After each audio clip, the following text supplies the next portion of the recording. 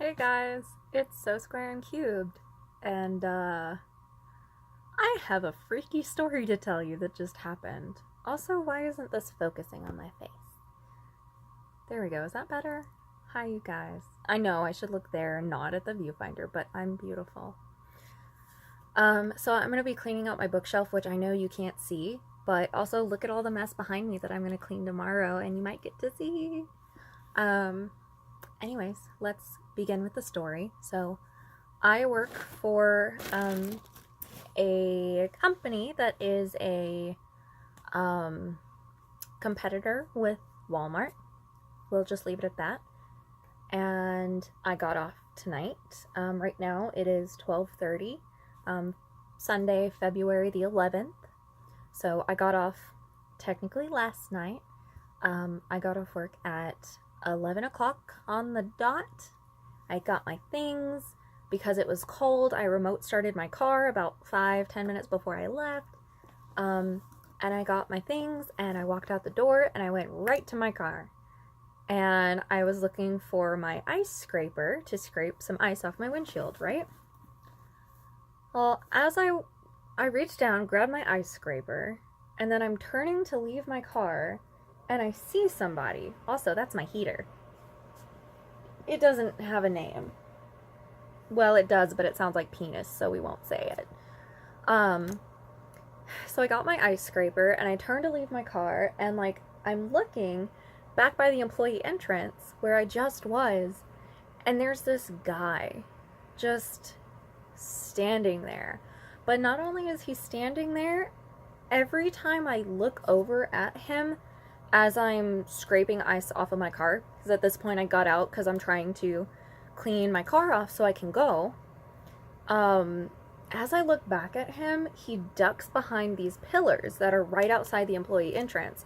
Now, luckily for me, I didn't have a long walk to my car because I got the first parking space right. Is that light annoying you? It's annoying me. I'm gonna turn that off. 1 second. Also, pajamas. There we go. I think that might be a little bit better. Oh yeah, you're not so blinded anymore. So I got one of the first parking spaces, right outside the employee entrance. It was great. So luckily I didn't have that far of a walk. But as I'm scraping the ice off of my windshield, I look over, and every time I look, he ducks behind a pillar. So, imagine this is a pillar. Literally every time I see him, he's standing behind it like this, and every time I look over at him, he does this. And it was the weirdest thing of my life. So I'm about 30 seconds, 45 seconds into scraping ice off of my windshield, and I'm freaked out. I don't want to be near this guy anymore. Where I'm at, nobody can see me.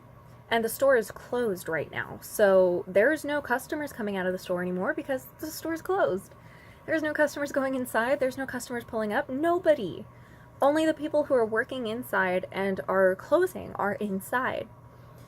But I look over to the other entrance where I'm facing, and I see the cart attendant is still pulling carts inside. I go, thank God, my saving grace. I get in my car, it's already started because I had remote start, I put the key in, and I drive. And I go over to where the cart wrangler was at, I park, and I notice that the doors are still open on that side because we're letting the last 2 customers out of the store. So I park my car really quick, I run towards the open doors, and the store manager is there. Well, not the store manager, but the closing manager is there.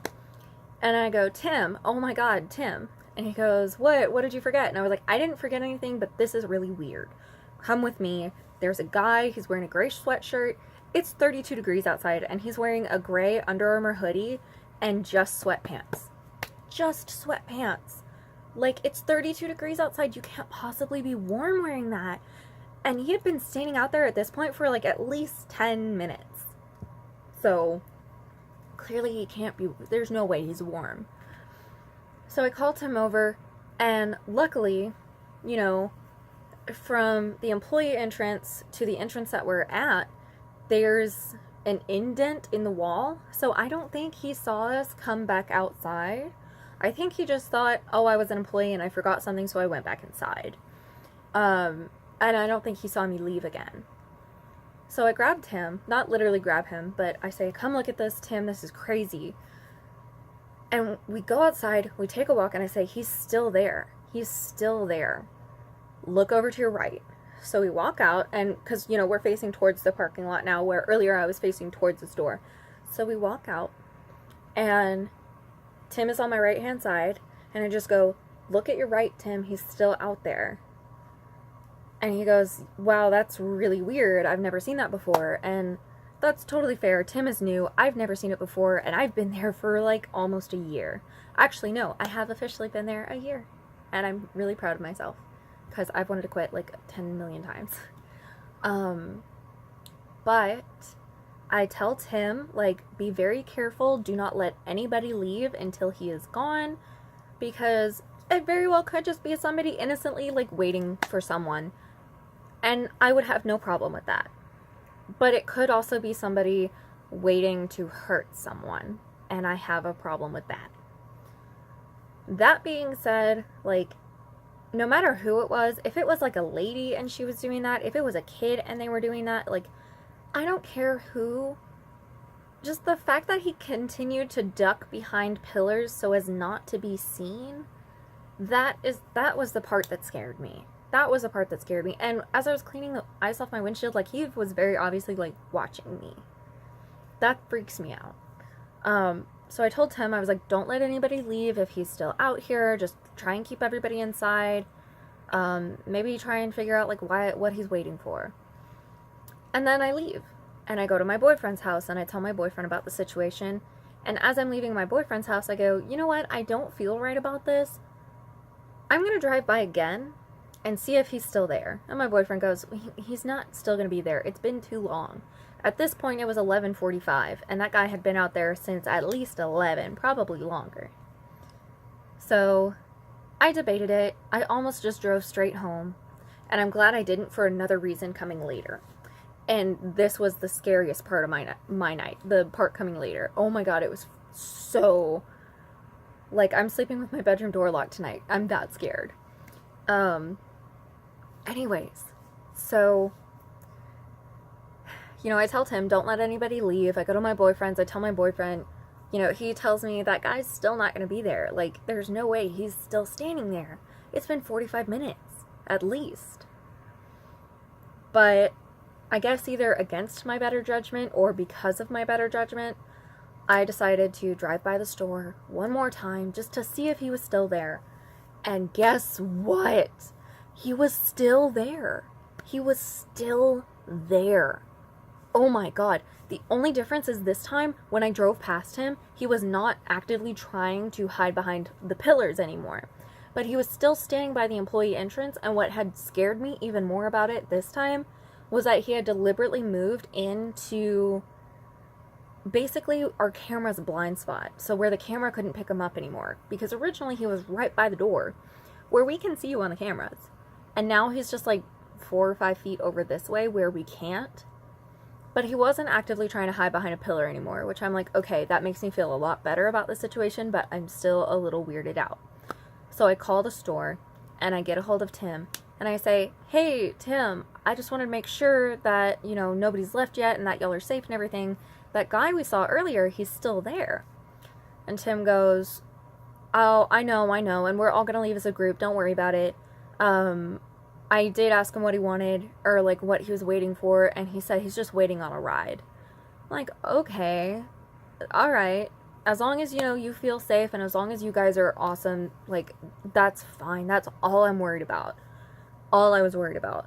Because a lot of the people working there tonight are like my friends, like almost family to me. And Tim is a really nice guy. Like, he's an awesome manager, and I don't want anything to happen under his watch because he's the best. He's so awesome. So I say, okay, that's totally fine with me. As long as y'all feel like you're safe, I feel good about this now. I'm gonna head home, y'all be safe, you know, have fun, enjoy. So I head home. Now, every time I head home from work, I take the back way, which just means I don't take the highways or anything, because the back roads occasionally are much faster because you don't have to wait through any lights. Of course, the speed limit is slower, but that's fine with me. I like it. It's very cathartic. I enjoy driving. It's a nice time. And it's just a little 2-lane road. You're driving through trees that are arched around you. There's farmland around you. And even at midnight, which is what time it was now, even at midnight, it's still serene and beautiful and nice. And it's calming. So I'm driving and I'm listening to a podcast called Lore, narrated by Aaron Hankey. Beautiful podcast. If you don't listen to it, you absolutely should. Please listen to it so I can talk to you about it, because I want to talk to somebody about it so bad. Now, on this route, driving home, at some point you come to a stop sign. And at the stop sign, you can either go straight and continue driving through these beautiful, massive McMansion-style houses that I love to look at. My architecture heart cries every time it sees them. Or you can turn left and drive past a graveyard, which does scare me sometimes. But other times, I relax, and graveyards to me aren't something to be feared. And I really did debate this. And I think the only reason I decided to turn left instead of going straight was because I don't have a lot of gas left, and I don't have a lot of gas money. And while I did want to drive straight and look at all my favorite houses, the economic option is to turn left. I'm sorry, I'm very gassy. Excuse me, that was so not planned. I've been taking fish oil and it makes you very burpy, so I'm sorry. I don't know if that's the right sign. That might not be the right sign. Is that thank you or is that sorry? Is that? I don't know. We'll figure it out later. I know this is water, I think. I don't know. Anyways, off topic. So I decided to turn left towards the graveyard. Well, even taking this route, it's a 2-lane road. The only difference is, and let me see if I can find something to draw this out for you with. I just spilled a bunch of water on my floor, but that's okay because I don't care. Let me sketch this road out for you because it's very weird. And it's got a really sharp turn. Okay. So, this is what the road looks like, right? And I'm driving this direction, and another car is driving this direction. And the car driving towards me, after it makes that sharp turn right there, suddenly swerves into my lane. And his brights are on, so I can't see why he's doing this. To me, it looks like he's intentionally trying to hurt me. Which I know that sounds a little bit paranoid, but honestly, in Texas, people do crazy things to try and get insurance money. And it's just something you have to watch out for. It's not nearly as bad as, Russia or anything, but, people will try to hit you to file an insurance claim. So he swerves into my lane. I can't figure out why. I swerve off the road. I'm at the graveyard entrance is how far I had to swerve.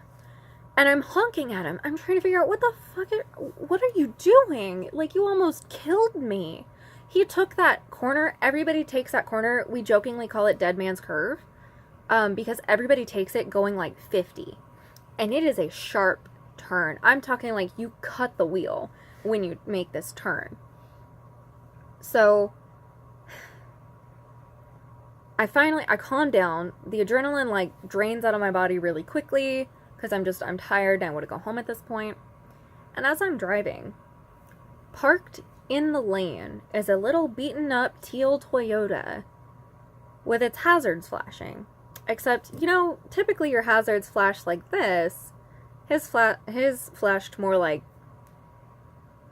and if you didn't see it the first time, it was about a full minute before you saw it again. So really dangerous.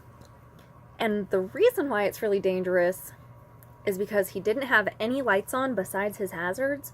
There was nobody in the car. As I drove by, I looked and there was no one in the car. The driver's side and the passenger side windows were rolled down. And on this road, there is one lamppost. And it was so far away from him, without someone's lights on him, you couldn't see him at all.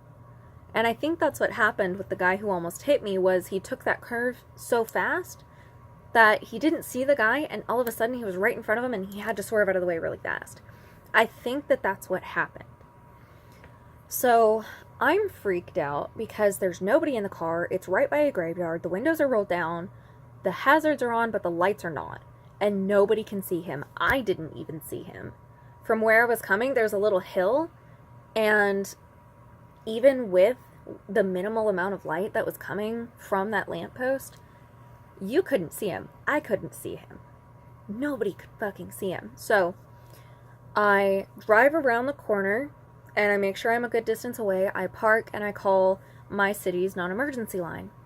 And I call them and I say, there's a guy, he's parked. Well, there's not a guy, there's a car and it's parked. There's nobody in it. The hazards are on, but all the lights are off and it's so hard to see. And this is the road where it's at. It's right by the graveyard. And the dispatch lady goes, yeah, that's really strange. There's nobody in the car? And I was like, there's no one in the car, not from what I could tell. So she says, okay, well, we're going to send somebody out. And I should have probably just left. I should have probably just gone home and said, okay, that'll be that. But I was honestly so afraid that somebody was going to hit this car and get hurt. So I turn around. I park maybe about I want to say like 10 to 15 feet away from this car. I park on the shoulder. He's parked in the lane. I park on the shoulder. I'm facing him. I make sure my doors are locked. And I throw my hazards on. And I turn my brights on so people can see this car coming. And as I'm seeing cars drive every which way, I make sure to either blink my lights or honk at them so that they know to look out for this car, because it's in the middle of the road. So I was getting a little bit scared because I do believe in, the paranormal. And it was really freaking me out that all of this had happened and we were right next to a graveyard. So I was getting a little freaked out and I called my boyfriend and I said, hey, I'm okay, but also this weird thing is happening. Will you stay on the line with me until the police get here? Because I'm a little scared. So he stayed on the line with me. We were talking about how weird that it was and how it didn't really make sense that they didn't just pull off the side of the road. It just didn't really make sense. The most innocent theory we could come up with is it was a teenager who had never had to put their hazards on before or anything like that, or pull off the side of the road. That was the best thing we could think of, was they did that, put their hazards on, and like walked to their nearest friend's house to get help. Or, and this relates to the guy who was at my job, what I think happened was his car was breaking down and he just didn't have the forethought to pull his car off the side of the road. Sorry, burpees again. He just didn't have the forethought to pull his car off the side of the road. And I'm guessing around the time that this had happened, our store was the only store left open. Because we're open till 11. Everywhere else around us closes at 9:30, 10 o'clock. So I think that's what happened, was he abandoned his car and just walked to the nearest place that he could just call somebody and say, hey, I'm at this store. Because that road, it's actually two roads. It's called Santa Fe and Joe Wilson. And the funny thing is, it's not marked. There's no street signs. So if you're abandoned there, you're lost there, you don't really know what street you're on. And even to call the police and tell them where I was at, I had to look it up on Google Maps because I didn't know what that road was called. But finally the police came, and I'm still sitting there. I've got my brights on. A police officer pulls up next to me and rolls his window down, so I roll my window down, and he goes, "Are you the one who called us?" And I said, "Yeah. I was really afraid about leaving this car out here in the dark because nobody can see him. So I've just been sitting here with my brights on so that people can see." And he goes, "That was really smart. Thank you so much. You can go ahead and go." And I was like, "Awesome, thank you." And I'm really happy that he didn't ask for my ID because honestly, at that point, I didn't know where it was. I was terrified and I didn't know where anything was. So I'm driving home, and the whole way that I'm driving home, I'm just thinking, like, this is weird. It's so bizarre. And just, it was so strange. I've never seen anything happen like that. I've never seen anybody just abandon their car. Honestly, when I drove past it, I'm just thinking it's some idiot kids who parked their car and are playing Pokemon Go in the graveyard. Because people do that. I've done that respectfully as I can. But I couldn't figure it out. And the second, like, strangest part, as I was leaving, there was another cop car, like, speeding past me. And I think he was trying to get there to be that guy's backup. So, I'm really freaked out, honestly. Like, I still have all this adrenaline going, and I just want answers, and luckily my boyfriend's dad is a cop, so if it really was something, he'll probably hear about it, but it's been a long, scary day. Like, I just wish I had answers, but I don't. But I wish I did, because, ooh, oh, I'm scared. I'm honestly scared, and, like, sucks to say, but I think I'm gonna not drive by the graveyard for a little while when I go home from work. Because usually by the time I get off, like, the sun is set and everything, and it kind of creeps me out, and this has kind of solidified that it creeps me out. I think I would have handled it probably much better if it was just on the side of the road somewhere instead of right next to a graveyard. But it was so weird. And the windows were rolled down. The passenger and driver's side windows were rolled down. I don't know how to explain it. I don't know. I like how I was like, I'm going to tell this story while I clean, and then I didn't clean at all, and in fact made a mess. That's my life. But yeah, let me guys, I'm a little tired, and I'm still a little shaky from all the adrenaline. Let me know, like, have y'all ever had anything like this happen? I have a ton of, like, freaky stories. Like, a lot. So if y'all want to hear any more, I mean, I might do them anyway, but if you want to hear any more, like, comment, let me know, like, have y'all ever had something this fucking weird happen to you? Because I'm a little freaked out. And it would be nice to know that I'm not alone. Anyways, I'm gonna go ahead and end it here. I love you guys. Mwah. Stay cool, stay cute, and I'll see y'all later. Toodles. Okay, I'm sorry, I know I just said toodles, but also, like, if you think you might be in trouble but it's not an immediate threat, call the non-emergency line for whatever city you're in. But if you feel like you're immediately being threatened, call 911. Call 911, okay? I'm serious. Because, like, I don't know who was in that car. I don't know what could have happened. Like, some guy with a knife could have jumped out. I don't know.